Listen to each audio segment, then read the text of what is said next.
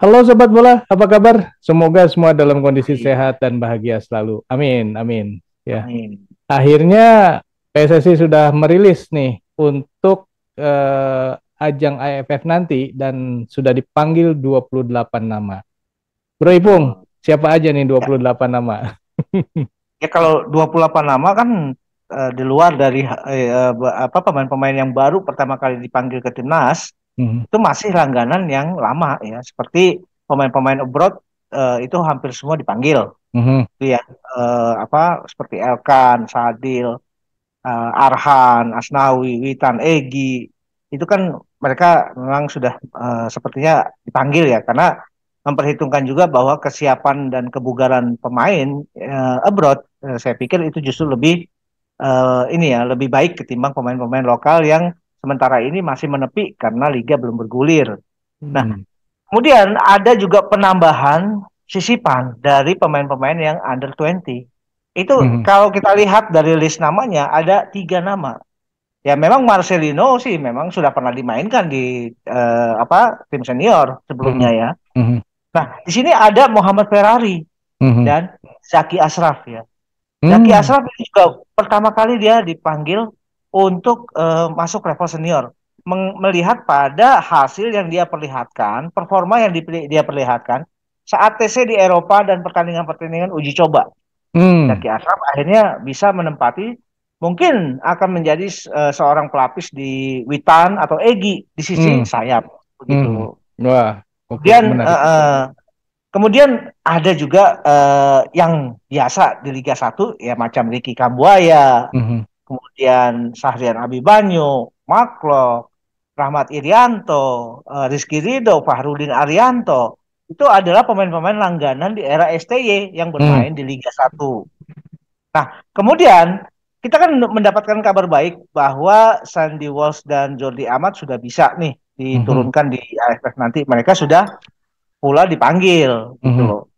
Nah, yang agak mengejutkan justru datang dari skuad yang dulunya mantan langganan pemain nasional. Di eranya Indra Safri, di eranya Luis Milla, di eranya Bima Sakti ya, walaupun Bima Sakti saat itu sebagai caretaker, yaitu mhm. Hansa Muyama dan Andi Setio.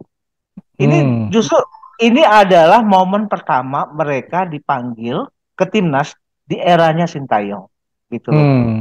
Wah, jadi ini laga AFF ini ada berapa nama baru ya untuk di Betul. eranya STY mulai dari yang ini gimana nih dengan dua dua pemain naturalisasi kan itu juga baru kan? Iya, betul. Kalau pemain naturalisasi kan secara kualitas dan memang STI juga kan menunjukkan ketertarikan yang besar ya terhadap Hmm, kedua pemain dengan harapan bahwa pemain ini segera bisa bergabung dan bisa mulai beradaptasi dengan sepak bola nasional dengan pemain-pemain mhm. nasional lain. Ya, Artinya mereka mereka mungkin secara kualitas tidak perlu diragukan lagi ya karena ya, ini adalah pilihan yang memang pilihan utama dari STY untuk dinaturalisasi. Nah, ya. mengenai justru yang agak ini ya mengejutkan yaitu pemanggilan Hansa Muyama dan Andi Setio. Kita tahu bahwa Hansa Muyama ini juga kan seorang stopper yang tangguh ya dengan dibekali postur yang bagus dan fisik juga di atas rata-rata ya pemain yang punya ini ya dan dia juga punya keunggulan dalam permainan bola-bola atas. Mhm, Ini mungkin juga sebagai ini ya, sebagai pelapis katakanlah ya, kalau terjadi apa-apa dengan pemain-pemain yang biasa menjadi langganan, misalkan Fahrudin Arianto. Fahrudin Arianto kita tahu usianya juga sudah 33 tahun. mhm, Tentu kan dikhawatirkan dalam pertandingan-pertandingan terjadi sesuatu hal. Kemudian ada juga Rizky Ridho, walaupun masih muda, tapi dia juga sudah hampir selalu menjadi pilihan di era Sintayong. mhm. Nah, kita juga masih punya Elkan Bagot. Jadi justru persaingan yang berat ini ada di lini belakang dengan kehadiran Ya, Hansa Muyama ya, begitu. Karena ya. Jordi Amat pun juga menempati seorang stopper. Jadi ini akan ini sesuatu pilihan yang sangat dinamis nantinya. Ya. Kalau melihat bahwa yang dipanggil adalah pemain-pemain yang memang kualitasnya bagus gitu, Bro. Ya, saya sempat berhitung kalau tidak salah itu kiper ada Hmm. tiga, kemudian pemain belakang ada Hmm. 11 ya, kemudian pemain tengah ada 10. Nah, sisanya di betul. pemain depan. Pemain depan kan minim sekali. Nah, ini ya kan yang jadi apa kekhawatiran kita selama ini. Sementara kita kalau berhitung bermain di sayap itu kan sudah boleh dibilang bukan sayap ya, di tengah itu boleh dibilang jadi lini yang paling ini ya meyakinkan selama ini ya Mhm, selama dilatih oleh STY. Sementara eh, lini yang paling meragukan itu kan justru ada di lini depan. Dan empat pemain yang dipanggil seperti Dendi, Rafli Muhammad Rafli, kemudian Dimas Derajat, dan satu lagi siapa lupa saya namanya. Nah itu kan memang pemain-pemain yang oh ya Muhammad Sananta ya. mhm, Itu kan memang pemain-pemain yang biasa dipanggil di era STY dan memang kelihatan kalau kita melihat dari empat pemain ini rasanya yang paling menjadi katakanlah patokan dan akan selalu menjadi pilihan utama adalah Dimas Derajat. mhm, mhm, mhm. Oke, ini apakah kan kalau kita kemarin sempat bicara kalau misalnya kalau bisa sih yang dipanggilnya di atas 30 kan kenyataannya cuma 28. Mm-mm. Betul. Ini kenapa ya kira-kira tidak 30? Apa karena memang pilihannya sudah habis, tidak ada lagi yang bisa dipanggil, atau memang Mm. sudah akan mengerucut bahwa inilah yang akan maju ke sana gitu?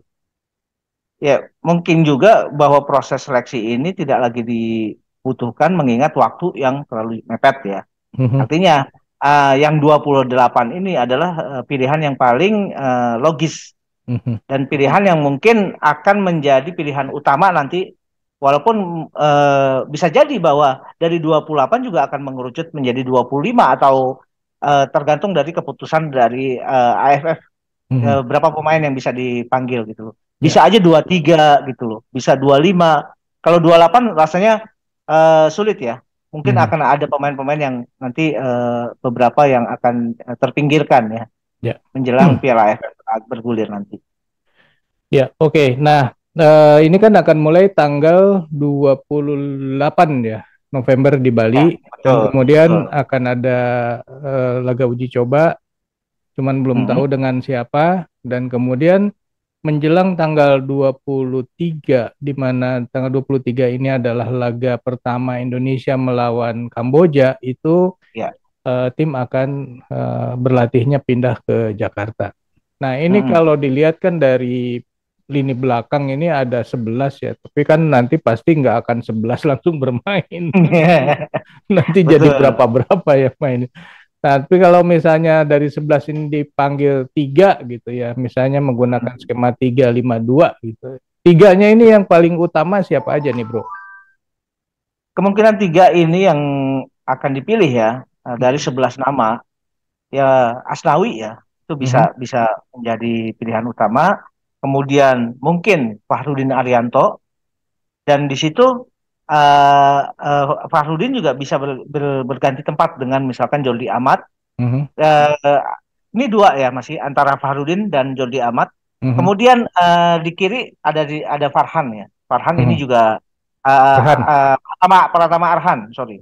Ya. Pratama Arhan ini juga bisa menjadi pilihan utama. Itu kalau misalkan kita berhitung bahwa pola yang dipakai adalah 3-5-3 ya. Mhm, Kemudian ada penumpukan pemain di tengah. mhm, Nah, di tengah ini ada kemungkinan yang turun adalah Rahmat Irianto, kemudian Mark Locke, kemudian bisa dicoba juga Sandy Walsh. Nah, ada Ricky Kambuaya. Kemudian bisa satu lagi, ini juga kita melihat pada kebutuhan pemain-pemain di sayap.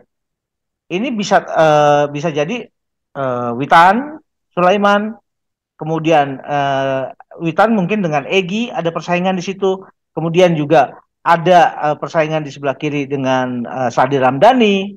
Antara Witan dengan Sadil ini kan lebih fleksibel sebetulnya mhm, penempatannya bisa di kanan atau di kiri.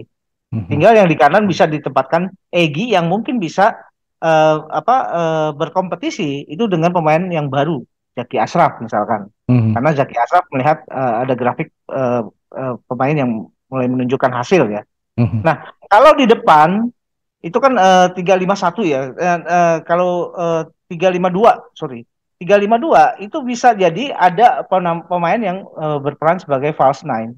Ya. Nah, pemain yang bisa berperan sebagai false nine di sini itu bisa saja dimasukkan apa Marcelino Ferdinand Hmm, dan di depan adalah Dimas Derajat gitu loh. ya, Jadi oke. kalau menurut gambaran saya yang apa yang ideal sih seperti itu. Ini apa pandangan ideal apa subjektif saya ya Mhm, mengenai mhm, formasi yang bisa diturunkan gitu. ya.